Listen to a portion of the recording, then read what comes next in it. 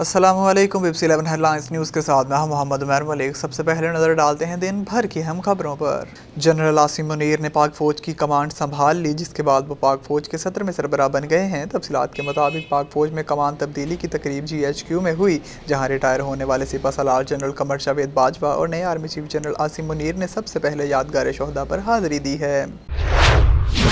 वज़ीर-ए-आज़म शहबाज शरीफ ने chief of army staff general Saeed Asim Munir को टेलीफोन किया और मुबारकबाद देते हुए कहा है कि फ़ौज को आप जैसा सरबराह मिलना अल्लाह ताला का ख़ास फजल है। सरकारी एलामिया के मुताबिक वज़ीर-ए-आज़म ने कहा है कि पाकिस्तान आर्मी के सिपह सलार का मनसब संभालना बड़ा एजाज़ है।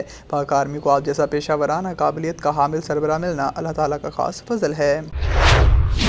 वफाकी शरई अदालत में ट्रांसजेंडर एक्ट 2018 के खिलाफ मुकदमात की समाअत के दौरान चीफ जस्टिस सईद मोहम्मद अनवर ने रिमार्क्स दिए हैं कि अगर इस कानून का इतलाक़ जंस तब्दील करने के ख्वाहिशमंद शादीशुदा जोड़ों पर नहीं हो सकता तो गैर शादीशुदा पर कैसे लागू हो सकता है।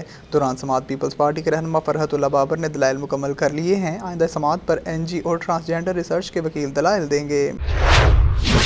शहर कायद में एक सफ़ाक शख्स ने अपनी 3 बेटियों और बीवी को छुरी के वारों से कत्ल करके खुदकुशी की कोशिश की है। तफसीलात के मुताबिक कराची में लीर के इलाके शमसी सोसाइटी में वाक़या मकान में यह दिल दहला देने वाला वाक़या पेश आया है, जिसमें 4 कत्ल हुए हैं। इतला मिलते ही पुलिस और इमदादी इदारे जय वक़ुआ पर पहुँच गए। 4 लाशों और ज़ख्मियों को जनाज़ा अस्पताल मुंतकिल कर दिया गया है।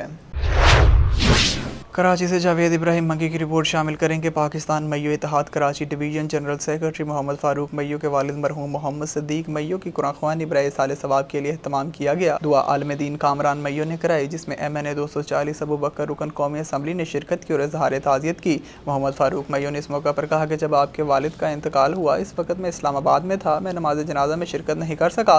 इजहार ताज़ियत में शरीक Korangi town incharge Ikhlaq Ahmed, focal person Waseemuddin Mayo और दीगर MQM पाकिस्तान टाउन कमेटी मेंबरान ने भी शिरकत की।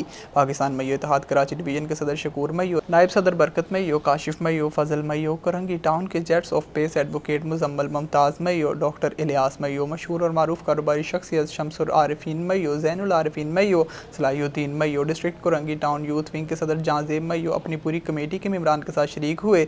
नईम मय्यो, शकील मय्यो, एडवोकेट इमरान मय्यो, गफ़ार मय्यो, अशरफ मय्यो और दीगर मुअज़्ज़िज़ीन मय्यो बरादरी के लोगों ने भी शिरकत की।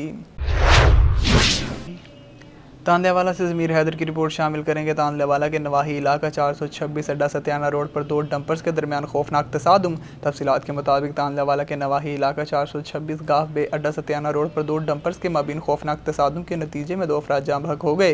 रेस्क्यू ज़राए के मुताबिक जाँ बहक होने वाले एक शख्स की शनाख्त गुलाम मोहिउद्दीन के नाम से हुई है और दूसरे शख्स का ताहाल शनाख्त नहीं हो सकी। जाँ बहक होने वाले का ताल्लुक सरगोदा से बताया जा रहा है। रेस्क्यू 1122 ने रेस्क्यू ऑपरेशन के बाद डेड बॉडीज़ को THQ अस्पताल तांदलेवाला मुंतकिल कर दिया है।